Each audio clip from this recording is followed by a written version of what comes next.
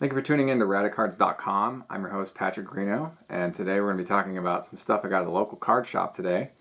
And it's kind of a medley of things. Probably won't go through all of it, but we'll go through some of it. So I went there. Usually when I go there, I don't have any specific goals in mind other than just to have a good time, watch some people open packs,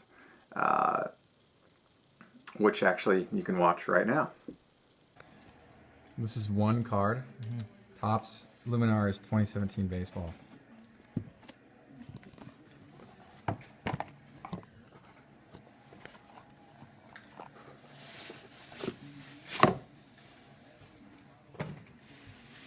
Josh Donaldson. Is he good? Yeah, he's great, actually. Is he? It's a 5. It's a good looking card. Nice auto on those. Are clean design. Pretty. One more time. This is round 2 of 2017 Topps Luminar's baseball. Promise. Alright, that's the Chipper. That's cool. That's cool. I used to like Chipper. Chipper Jones. 15. It's a 15. Those are really good looking cards though. Isn't this jersey number 10? Really nice. I think his jersey number's 10, isn't it? You can't even see. Oh, I thought look it up. Yeah, it is because he signed at 10. This is 2017 Immaculate Collection baseball. Panini. Alright. See what happens. Old Printing printing plate plate right there. coming out of the gate. 1 of 1. Who is it? Paul Wagner? Is that Hannes Wagner? That's interesting. Look at that one. Oh, that's 1 a of nice 3. one. Mickey Mantle bat. Mickey Mantle bat. 1 of 3. Dansby Swanson. Quad. I guess a quad game. They're actually Well, that's 5 game used pieces to, what is it, 40? That feels like 49. what is that, a glove? Something? I don't even know. That's cool though. That's really cool. This is the, Rookie hang on a card. second. What's the guy's name? Braden Shipley. Jersey auto, or patch auto to 99. That's nice. And this last one, Dwight Gooden. Love 10 of that. 25. That's double When game the used auto. green Yankees jersey. Those are nice. I brought this one in from earlier, but that didn't come out of that pack. But that's kind of funny because I got that one today and then I pulled this one. Look at it. So Duke Snyder, bat, number 299. It doesn't get better than And then the Mickey. Manny, Mickey Mantle, bat, number 3. Wow, that's really nice. Number to 3. I pulled a couple number to 3s in this place. It's really nice. Cool. Panini Majestic Football. We're going to open this pack.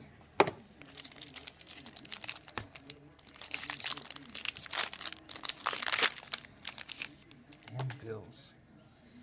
It's a cool ass card, but I hate the Bills. Thurman Thomas, number to 49. Zay That's Jones. his jersey number, isn't it? 34? Yeah, I think that's so, 34, 49. Those are my favorite cards.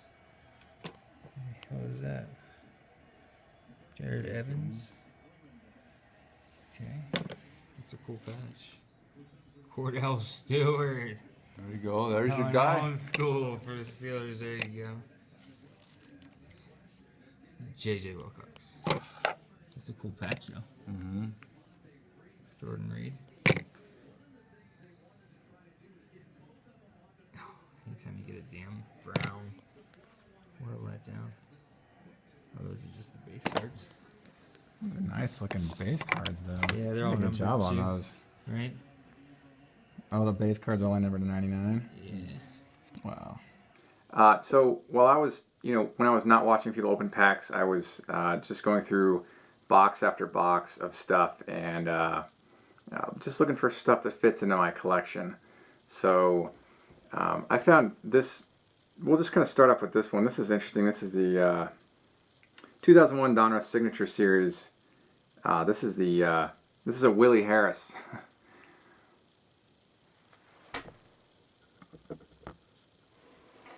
Yeah, kind of an interesting piece. It's actually from 2002 Hawaii Trade Conference. This is the parallel. It's actually serial number to 10. You can see the little logo down there in the bottom left corner of the card. So I just found this serendipitously in a box, and I thought it was interesting. I don't know who Willie Harris is. I don't know anything about the player, but it's a trade conference parallel. It's not something you see every day, so I added it to my stack, and figured it'd be nice in my miscellaneous team box that I have set up for stuff of players I don't collect, but I like the cards. I have a box specifically designated for stuff like this, and this is going to go in that box in the Baltimore Orioles section. So pretty cool stuff. I think it's kind of neat to have this one. Kind of a fun find. Let's see what else. So I'm working on a set of 1997 Bowman Chrome International Refractors, and today I found 2 new additions. Keith Folk, okay, and a Paul O'Neill. Glad to have those in the collection. This is something I work on very casually. I don't have that many cards in the set. I started working on this in 2010, early spring, I would say, or maybe closer to summer, maybe close to like May or June. I don't remember, but it was 2010, about halfway through. So this is a set I just kind of grab when I see them. I have a checklist, so I try to not buy doubles, but I like these cards. It's the first year of Bowman Chrome, 1997, and I just really like the design on that inaugural year of Bowman Chrome. I think it's a great design. I remember when it came out. Actually, I don't think I ever bought a pack of those until about 2010, and I bought singles way back in the day, and I remember that it's packed full of rookie cards. I just really like the set a lot. Beautiful design, really cool stuff, and the flags they pop out of the back of the card like that, especially when they're refractored. So cool stuff. Got those 2 today. What else we got on this list here? I picked up a can't go wrong with Chipper Jones Bowman rookie. Love that. And picked up this Broder. It's a Griffey Moeller card, commemorating his 1987 year in baseball. But I would imagine that this particular Broder came out sometime in the early 90s, 91 maybe. So kind of a nice piece to have, sort of a unique one. This one is 1994 Sport Flicks Artist Proof. This is a Jack Morris. I just pick these up when I find them. They're usually cheap. I really like the Artist Proof logo and applied to the Sport Flicks design with that those lines, the real fine lines across the surface. Really cool stuff. What else we got here? So this is cool. This is the 2003 Donruss Elite Aspirations Steve Sparks. I don't know anything about the player, but it's serial number to 63, and I really love the design on this year's Aspirations and Status cards. Really cool stuff. Modern Panini is sort of mimicking these designs with some of their Elite releases, so I think it's really cool. So I grabbed that. And this is a really fun one. This is 1997 Finest Embossed Greg Maddux. This is the gold version. Not refractor, but I'll take it just as a base embossed. I think these are really great looking cards. I love the die cut on the edges, the decal edge. And the embossing is very pronounced on these cards. So can't go wrong with Greg Maddux. Big fan. And it's a great addition to my collection. Oh, what else can I show you guys? Let's see here. I could bore you guys with some Frank Thomas stuff I picked up. I know you guys get enough of that, so I try to change it up. Just run through it really fast here. I got, these are all doubles. I just grabbed them because they're cool inserts, and the guy was like, we negotiated. I said, all this for one price, and he said, all this for, a little bit higher than that, and I'll throw in those Thomas cards. I was like, okay, because he showed them to me in another interaction, really nice guy. And I told him I already had them, but he was willing to pass them on to me for a nominal fee. So let's go through here what was added today again. This is 1995 Studio Platinum. Okay, this is like the credit card release. I really like this design. It's really cool. So it's the platinum version. This is 95 SP Platinum Power. Now, I remember buying this card at a card show back in '95 for, gosh, I think it was like somewhere between $4 and $8. I believe I paid for my first one of these. I remember really liking the design, the brown die cut on the top. This is a very strong, classic looking card. I really dig this set a lot. Very inexpensive cards to get, even in today's market. They're available, very affordable, very common. But cool card nonetheless. Glad to have another one. This is 93 Upper Deck. I don't remember the name of the set offhand. This is just one of those sets that's sort of somewhat obscure. Came in set form. Something like Diamond something. I can't remember. Diamond Connection or Diamond Collection. And again, very inexpensive. Pretty common. Because it came out in set form, you see them less frequently than pack issued stuff, but you still see them. They printed enough of them to go around. So kind of classic early 90s hologram feature there. This is cool. These are the 94 triple play medalists with Olerud and Raffi. I always like this card because of the colors, foil. Very good looking cards. I really like triple play from those first couple years, and then 2, 3, 4. And I remember back in '92 buying a whole bunch of that stuff and assuming that it was going to go up in value. Of course, it didn't. But some of those early promos of those sets, they have some value there, a little bit of value. I just really like the set a lot. It's great with the triplet players on there that are featured. Definitely a staple of its time. And when I think of '94, I do think of these guys. So it really helps accommodate those thoughts.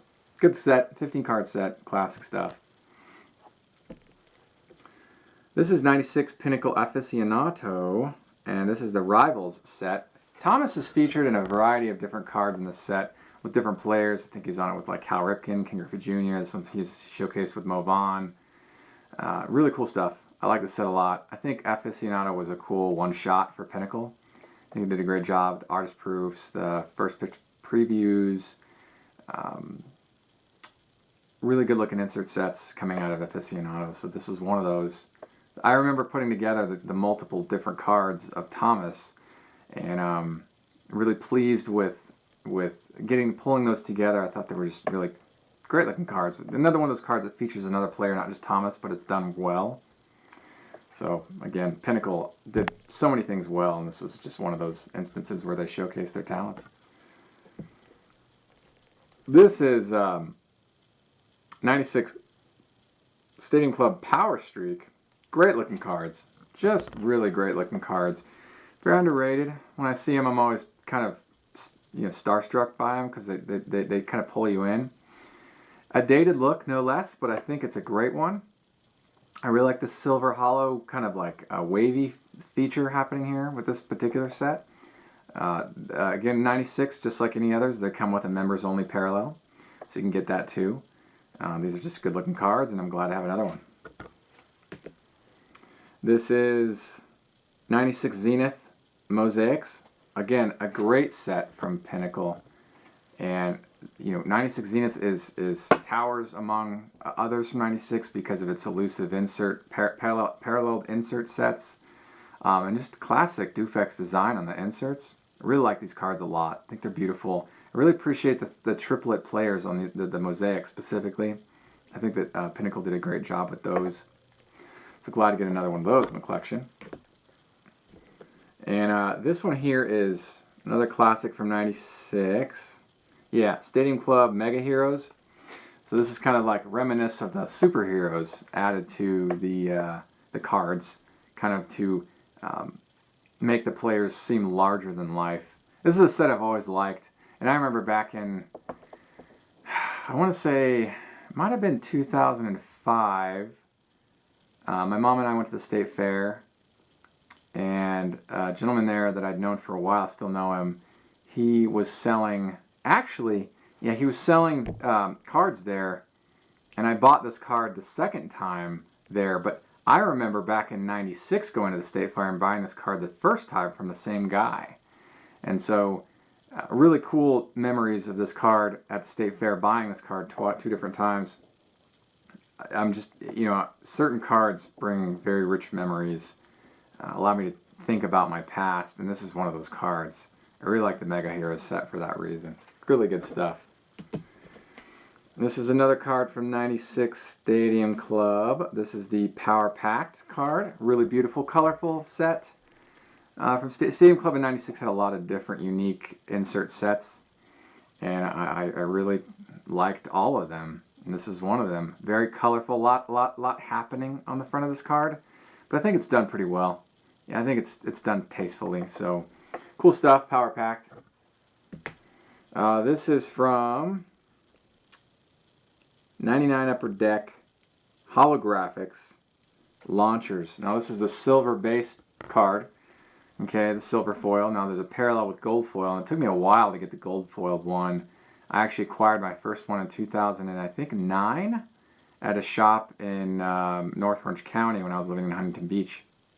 And I remember going through their Frank Thomas collection, later of which I actually bought the entire inventory of Frank Thomas from that store because they were moving away from selling cards and more becoming a celebrity signings event management company. So I went ahead and just bought them out of all their Thomas stuff. But before I did that, and back in 09, before I bought them out in 2015, in 2009, I was going through their inventory and pulled the gold foil version of this card out of their collection. I was really happy to get it too because I'd been looking for it for a while. And so there you have it. This is the base silver version, the more common one. So 99 UD Holographics Launchers. Oh, this is a classic. It's a favorite among many. This is 94 Select Crown Contenders. A very beautiful design. Hollow finish, hollow foil finish. Very gorgeous, colorful design happening with this one. They scan really well. There's just a very strong appearance. Great set. Great set all around. I don't remember pulling any of these back in 94 when I was buying Select, which I actually don't think I bought too much Select in 94. I think it was one of those like somewhat low to mid-tier releases where that's when Select was starting to come out with somewhat higher end inserts during 94. 94 was kind of a catalyst year for a lot of companies trying to outdo each other. So great year for card collecting. This is 94 Select Crown Contenders. This is 90, gosh, I think this is 95. Yeah, 95 Leaf Slideshow. One of my favorite years for Leaf. I'm a huge fan of 95 Leaf. So many incredible insert sets came out of 95 Leaf. I mean, 94 Leaf was a great start for 94 Leaf and Donruss. But when 95 came on the scene, it was like, hey, we did it amazing in 94. We're going to do it amazing again in 95, and they truly did. One of my favorite sets, actually my favorite set of all time, comes out of 1994 Leaf. It's the Leaf Gold Stars set. Really beautiful stuff. Fantastic. I was just blown away by the hollow foil border, the facsimile signature, the green marble background with the nautical stars. And 95 Leaf followed it up with statistical standouts, slideshow, heading for the hall. I mean, the list goes on. And so I really dig this slideshow set. Thomas is featured twice, and you hold them up to the light, you can see through them just like a slide. I really like that design, very classy. So really glad to have another one of these. These are perfect. And then can't go wrong with two of these. Okay, so this is the classic, gosh, I guess this is the 93 Pinnacle Team Pinnacle with Fred McGriff on the back. Great set. And when these came out, I remember they were a big deal. When Pinnacle was first starting to do these, the first couple sets were really popular with collectors, and a lot of us were chasing them when opening packs. Really, really cool stuff. Great artwork. I don't know what the insertion ratios were for these, but I remember they were tough pulls. Team Pinnacle was very desirable in its early years. Big fan. Glad to have two more of these in the set, or in the collection. So that covers the Thomas acquisitions from this particular purchase. Now, I got these kind of broken out into sections here, and so we'll just kind of go through a couple of them here. We won't go through them all, but I really like late 70s Hall of Fame non-rookie stuff because it can be had for cheap because condition sensitivity, registered collectors, this kind of thing. So I usually am able to get them for pretty inexpensive. So we'll just go through here. So let's break it out by year. So we'll start with 78. Now, 78 I've got George Brett, right? Classic. Steve Carlton. Big fan of Steve Carlton. He played for a lot of years. Okay. Tom Seaver. It's fun to see Tom Seaver on stuff. I remember my first Tom Seaver card was a 75 Topps. And I was like, well, this is a really old card. And really happy to get it. I think I got it in, gosh, the mid-90s. I'd say like 96, maybe 97. And I was training in Taekwondo at the time. And one of my colleagues in Taekwondo said he collected baseball cards, so I got really excited, and I was like, what do you have? And he brought some cards over. I thought he was negotiating for the whole collection. It was all, vintage 70s stars, and I was like, he named a price, and I was like, for the whole collection? He's like, no, just pick one card. And I was like, okay. So I picked the 75 Topps Tom Seaver, and that was my one early vintage card. I had a few others, but nothing as prestigious as the 75 Topps Tom Seaver. I did pick up a 78 Topps Nolan Ryan back in 94. That qualifies as a somewhat more important card in my collection, at least it did then. But when I picked up the 75 Topps Tom Seaver card in the mid to late 90s, or the mid block of the 90s years, I was really pleased to add it because the condition was really nice. So I started picking up other Tom Seaver cards, and of course, 78 was added into the mix. And I remember, I think I've got him all the way up to 87. Tom Seaver's great, really cool. Got him in the 78 set. 78 Jim Palmer. Underrated. I don't see a lot of people collecting Jim Palmer, but he's a great pitcher. Certainly one of those guys that falls in line with Tom Seavers and Steve Carlton's. So another classic, Jim Palmer. Willie McCovey. Who doesn't love Willie McCovey? This guy was huge. He's a monster. He had big hands. He was tall. I think, 6'4", 210 pounds. I mean, the guy was a beast. Played for a lot of years. If you're a Giants fan, of course you're going to be a McCovey fan, so had to grab this. This is Fergie Jenkins, another one of those guys that falls in with the legendary pitchers of their era, 60s, 70s. He played into the 80s. Actually, he's in the 1982 Topps Traded set, where he gets moved over to the Cubs. So that's a good one. Good little story there. Johnny Bench. Who doesn't love Johnny Bench? One of those names that's impossible to mispronounce. It's phonetically perfect. Johnny Bench. What else can I show you? Okay, so this is a 77 Jim Palmer. Added into the mix. My only 77 into the mix today. These other ones are 80s. This is a really hammered Andre Dawson 80 Topps. Cool stuff. And a Jim Rice. I never really collected Jim Rice when I was younger.